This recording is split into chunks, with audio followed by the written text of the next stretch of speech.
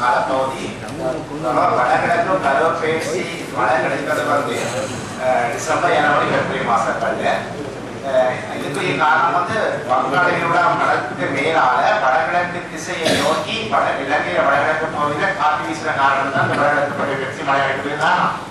இந்த முறை அந்த வடகிழக்கு திசையிலிருந்து வீசுற காற்று திசை மாறிற்கு காரணம் வங்காளிகளோட கடல்ல வானிலையில வளிமண்டலத்தை மீன் அடுக்குகள்ல ஒரு காற்று சுற்றோட்டம் கொண்டும் அந்த தோன்றிருக்கிற காரணத்தால்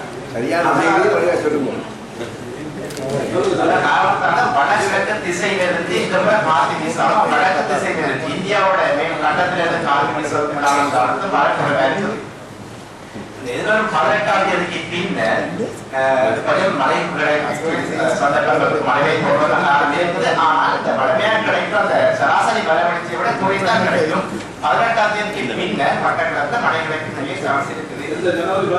18க்கு பிறகு 22க்கு பிறகு கொஞ்சம் மழை இருக்கு. ஆனால் மழை எதிர்பார்க்கிற மழைவீழ்ச்சியை விட குறைந்தான் கிடைக்கும். அதிக வெப்பம் எங்களுக்கு வந்ததுக்கான காரணம் மேல் வளிமண்டலத்தில் ஏற்பட்ட தாக்கம் காரணம் இந்த எல்லினோட தாக்கம் தான் எங்களுக்கு இப்போ வெப்பம் அதிகமாக காணப்பட்டது.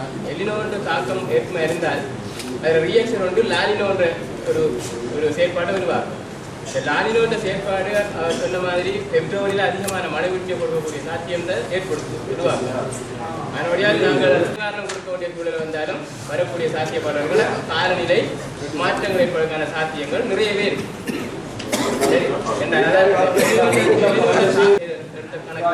நான் சொல்றது லாலினோட தாக்கம் பிப்ரவரி இந்த கடைசி பயில இருந்து தாக்கம் எனக்கு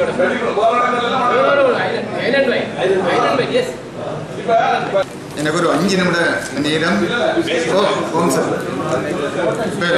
இல்ல தெளிவு எங்களோட நாட்டில் பிப்ரவரி மாதம் வரையும் மழை பெய்யக்கூடிய சாத்தியம் இல்லை. மட்டக்களப்பு மாவட்டத்தை பொறுத்தளவில் கடந்த டிசம்பர் மாதம் நாங்கள் 456 மில்லிமீட்டர் மழை வீழ்ச்சியை பெற்றிருக்கணும். கடந்த டிசம்பர் 25ஆம் தேதி 56 மில்லிமீட்டர் மழை மட்டும் புறப்பட்டிருக்கு இந்த மாவட்டத்துக்கு. நேற்று முன்தினம் சேட்டலைட் இமேஜை வச்சு எடுத்த எங்களோட பகுப்பாயின்படி மட்டக்களப்பில் நீர் கெப்பாசிட்டி டேங்கில் இருக்கிறது 23.6% மட்டும்தான் எங்களோட டேங்கில் இருக்கும். பழமையான சராசரியை பார்க்குற நேரம் ஜனவரி மாதம் 86% எங்களோட டேங்கில் இந்த ஓட்டலின் கெப்பாசிட்டி இருக்க வேணும். பிப்ரவரி நான் கடந்த வாரம் வந்து இங்கே நடந்த கூட்டத்தில் நான் சொன்னேன், கடந்த 10 நாளைக்கு மழை 9வது நாள் போகுது மட்டக்களப்பு. எங்களோட மெட்டிப்பாட்டின் அனலைஸ் இப்போ நாங்கள் பழைய நிலையில் இல்லை, நாங்கள் சரியான அக்யூரேட்டான டேட்டாவை நாங்கள் தருவோம். அந்த அடிப்படையில் எங்களுக்கு பிப்ரவரி மாதம் வரையும் இந்த மாவட்டம் மழை வீழ்ச்சியை பெறாது. இந்த மாவட்டம் மட்டும் இல்லை, தேசியம். எங்களுக்கு பிப்ரவரியிலிருந்து அங்கால பார்க்குற நேரத்தில் பிப்ரவரி, மார்ச், ஏப்ரல், நவம்பர் மட்டும் நாங்கள் தென்மேற்கு பருவப்பேச்சு காற்றால் மழையை பெறுறது இல்லை. இந்த அடிப்படையில் எந்த பகுப்பாயின்படி எதிர்வருகின்ற நவம்பர் மாதம் வரையும் இந்த வறட்சி கண்டினியூ பண்ணணும்னு சொல்லி நான் எதிர்பார்க்கிறோம். இது பகுப்பாயின்படி இப்போ நாங்கள் மே, ஜூன், ஜூலையில் நோம்பெல்லாம் நாங்கள் மழையை பெறுறது இல்லை. இப்போ எங்களுக்கு இருக்கிற இந்த முக்கியமாக இப்போ இந்த பெரும்போகத்தில் நேரத்தோடு இருக்கிற கல்டிவேட் பண்ணப்பட்ட தேசிய மட்டத்தில் 8.2 மில்லியன் ஹெக்டேர்ஸில் 1/3 பகுதி சாகுபடி செய்யப்படவில்லை. மட்டக்களப்பில் பொறுத்தளவில் 250 ஹெக்டேர்ஸ் சாகுபடி செய்யப்படவில்லை. இந்த பேலன்ஸாக இருக்கிறதுல 2 பகுதியில் 3/1 பகுதி ஆல்ரெடி டேமேஜ். எங்களோட நேற்று முந்த நாளையே அனலைசிங் படி சேட்டலைட் இதை வச்சு இமேஜை வச்சு நாங்கள் பார்க்குறோம். இது கண்டினியூ பண்ணப்படும் சொன்னால் இது தொடர்ச்சியாக எங்களுக்கு அதிகரித்து செல்லக்கூடிய வாய்ப்பு இருக்குது. தேசிய மட்டத்தில் நாங்கள் 2013ஆம் ஆண்டு 3.17 மில்லியன் மெட்ரிக் டன் காய்ச்சின்ற விளைவை பெற்றிருந்தோம். இந்த வருடம் நாங்கள் இப்போ எதிர்பார்க்கிறது 1.2 மெட்ரிக் டன் மட்டும்தான் நாங்கள் வழியில் பெறலாம்னு சொல்லி இப்போ நாங்கள் இந்த அதனால் பகுப்பாய்வு வச்சு பார்க்குற நேரத்தில் மட்டக்களப்பு மாவட்டத்தில் ஆக குறைஞ்ச அளவு நீர் இருக்குதுன்னு இந்த நீர் பற்றாக்குறை 2 வகையில் இந்த மாவட்டத்தை பாதிக்க போகுது. ஒன்றும் இப்போ இருக்கிற பெரும்போவச்செய்யை பாதிக்கப்படுறது மட்டுமில்லை, அடுத்த சிறுபோவச்செய்யையும் இந்த இதெல்லாம் பாதிக்கப்படும். இப்போ இதில் நடந்த கலந்துரையாடலில் சொன்னாங்க சிறுபோகத்துக்கு இதில் அவைலபிலிட்டி எப்படி இருக்குன்னு சொல்லி.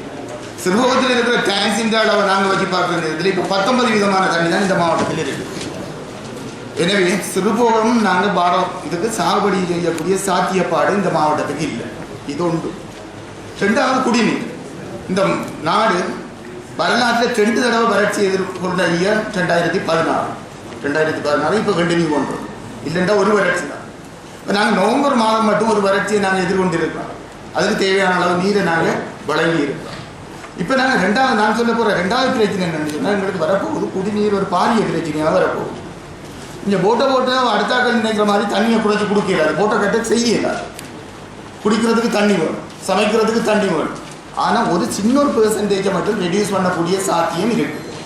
அப்போ எங்களுக்கு இப்போ போன கிழமை நாங்கள் இங்கே நடந்த கூட்டத்தில் கலந்துரையாடினது சாதாரணமாக பிப்ரவரி மாதம் 15-20ஆம் தேதி மட்டும் இந்த டேங்கில் இருக்கிற தண்ணியை வச்சு போட்டர் இந்த வறட்சி கண்டினியூ பண்ண சொன்னால் எங்களுக்கு போட்ட வேச நிலக்கீழ் நீரை தக்க வச்சு இருக்கிறது இந்த மாவட்டத்தில் இருக்க பிரதான 6 குளங்கள்.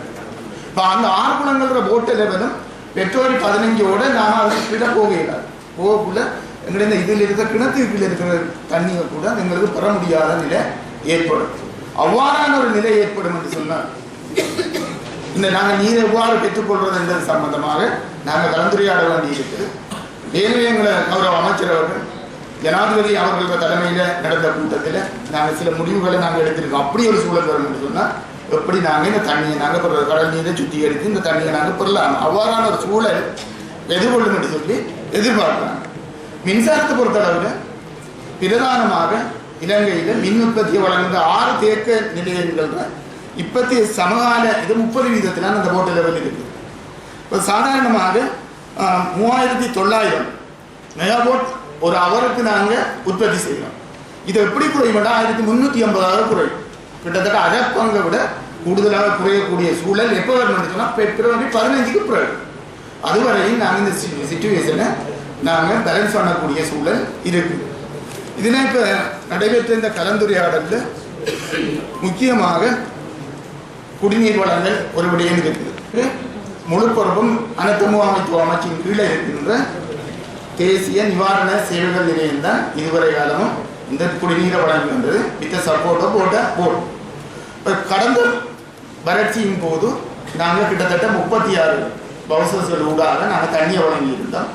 இதில் ஒரு 17 பவுசர்ஸ் எங்களோட டிசாஸ்டர் மேனேஜ்மெண்ட் இருக்கிறது. பேலன்ஸ் லோக்கல் அத்தாரிட்டி ஆமி 2 தந்திருந்தாங்க. இந்த நீர் வளங்களை பொறுத்தளவு காசு சப்ளைக்குரிய காசை அனைத்து முகாமைத்துவ அமைச்சு வழங்கும். அதில் எந்த விதமான பிரச்சனைகளும் உங்களுக்கு தேவையான அளவை நாங்கள் வழங்கிக் கொள்ளலாம். இப்போ எங்களுக்கு இருக்கிற பிரச்சனை என்னென்னா நாங்கள் கடந்த வருட வளங்களுக்கு ஓட்டில் இருந்து தண்ணியை பெற்றிருந்தோம். இப்போ இந்த முறை நாங்கள் பிப்ரவரிக்கு பிறகோ இல்லை ஜனவரி 8க்கு பிறகோ இப்போ குளம் சொல்லுது என்னென்னு சொன்னாங்க. நான் போன கிழமை இங்கே வந்து ஒரு கலந்துரையாடலை வச்சேன். பிப்ரவரி 15ஆம் தேதிக்கு பிறகு குளத்திலிருந்து தண்ணியை நாங்கள் பிறையில்லாது சப்ளை பண்ணலாம், லெவல் கீழே போயிடும். எனவே அண்டர் கிரவுண்ட் போட்டை இப்போ இருக்கிற இடம் பிரதேச செயலர் வாரியாக ஒரு 2 இடம் 3 இடங்களை நாங்கள் அடையாளப்படுத்த வேண்டிய பொறுப்பு ஒன்று இருக்குது. 2வது அதையும் விட மோசமான நிலை வரும் என்று நாங்கள் எதிர்பார்க்கணும்னு சொன்னால் மட்டக்களப்பு பாவியிலேருந்து தண்ணியை சுத்திகரித்து கொடுக்குறதா இல்லை கடலிலிருந்து தண்ணியை சுத்திகரித்து கொடுக்குறதா அதற்கான ரிக்வெஸ்ட் இங்கேருந்து வரணும் சார். அப்படியான ஒரு சூழல் வரக்கூடிய சூழல் இருக்குது, சாத்தியம் இருக்குது. என்னென்னு சொன்னால் இப்போ இந்த லாலினோ இந்த ஃபார்மேஷன் இருக்கிற ஃபார்மேஷன் வெரி வெல். இப்போ நாங்கள் இதுக்குள்ளே இந்த தண்ணியை பெறக்கூடிய சாத்தியம் எங்களுக்கு இல்லாத நிலை இருக்குது. இதில் தண்ணி வாட்டர் சப்ளையை பொறுத்தளவில் ஃபைனான்சியலை பொறுத்தளவில் பிரச்சனை இல்லை. 2வது விஷயம் இந்த வாட்டர் சப்ளையை வழங்குறதுக்குரிய உபகரணத்தில் 2 ஒன்று வாட்டர் 510 இதை நாங்கள் கொடுத்துருக்குறோம். உங்களுக்கு தேவையானதை ரிக்வெஸ்ட் பண்ணிங்கன்னு சொன்னால் நாங்கள் பேலன்ஸாக தருவோம், மினிஸ்ட்ரி தருவோம், அதுலேயும் பிரச்சனை. 2வது விடயம் எங்களுக்கு வாட்டர் சப்ளை பண்ணுறதுக்குரிய ரைட்டரும் அதில் 2 விஷயம் கேட்கணும். ஒன்று ரைட்டர், அடுத்தது லோரி ஹவுசஸ் கேட்கணும். இப்போ ஏனவே நாங்கள் 90 பர்ச்சேஸ் பண்ணுறதுக்குரிய ஓர்டர்ஸை கொடுத்துருக்குறோம். அதிலிருந்து உங்களோட ரெக்யர்மெண்ட் கேட்ட அளவு நாங்கள் பேலன்ஸை தரலாம்.